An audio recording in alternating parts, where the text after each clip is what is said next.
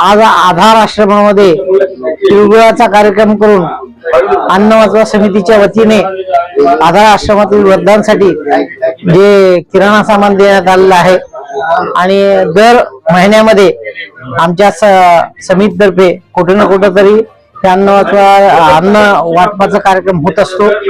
आणि आज संक्रांती निमित्त सर्व वृद्धांना आयुष्य लाभो, चांगलं आयुष्य लाभो एवढी मी ईश्वरचरणी प्रार्थना करतो। काय सांगाल सर, वृद्ध आश्रमामध्ये वृद्धांची संख्या वाढत चाललेली आहे, काय वाटतं आपल्याला? नमस्कार, मी रिटायर्ड एसीपी संपत शिंदे। मी मोताळे काकांच्या नेतृत्वात आम्ही सर्वजण अन्न वाचवा समितीचं काम करतो आणि या अन्न वाचवा समितीमध्ये ठिकठिकाणी जे शक्य असेल ते अन्न जे वायालाच अन्न जातं ते वाचवण्याचा आम्ही प्रयत्न करतो। तसेच जे निराधार वगैरे आहेत त्या ठिकाणी सुद्धा आम्ही अन्न आणि किराणाची मदत करत असतो। त्या अंतर्गतच आम्ही या आधार वृद्धाश्रमाला वेळोवेळी भेट देत असतो। आजही या आधार वृद्धाश्रमामध्ये आज आम्ही आलेलो आहोत किराणा सामान देणे तसेच संक्रांती निमित्त तिळगुळ घेण्याचा आमचा कार्यक्रम आज झालेला आहे।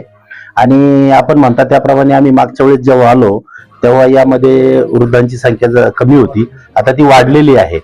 याचा अर्थ कुटुंबामध्ये एक वाक्यता नसणे, आपल्या आईवडिलांची सेवा करण्याची प्रवृत्ती कमी होणे हे साधारण मला वाटतं दिसून येतं आणि ही समाजाच्या दृष्टीने धोक्याची गोष्ट आहे। प्रत्येक तरुण माणसाने आपण कधीतरी म्हातारे होणार आहोत त्याचा लक्षात घेऊन आपल्या आईवडिलांकडे जास्तीत जास्त लक्ष द्यावे आणि ते वृद्धाश्रमात न येता आपल्याच घरी कसे व्यवस्थित राहतील त्यांची देखभाल आपण करू शकू त्याच्याकडे गांभीर्याने लक्ष देण्याची फार गरज आहे असं या निमित्त मला वाटतं। नमस्कार, आज आम्ही आधार वृद्ध आश्रमामध्ये आपले आई वडील जे आहेत ज्यांना मुलं सांभाळत नाही त्या लोकांमध्ये आज तिळगुळ देण्याचा कार्यक्रम घेतला आहे।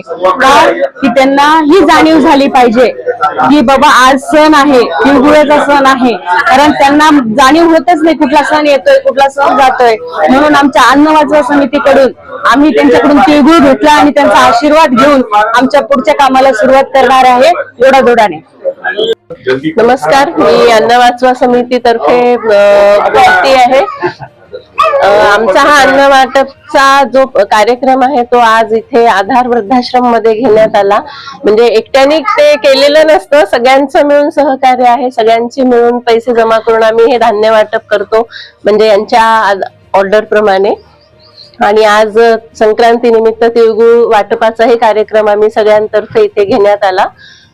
असेच कार्यक्रम आम्ही छोटे छोटे सगळे घेत असतो, वृद्धाश्रम असो बालिकाश्रम असो, सगळीकडे जसे त्यांची डिमांड येते तसे आम्ही त्यांच्याकडे जाऊन हे धान्य वाटप करतो आणि त्यांना थोडीफार आम्ही मदत करतो।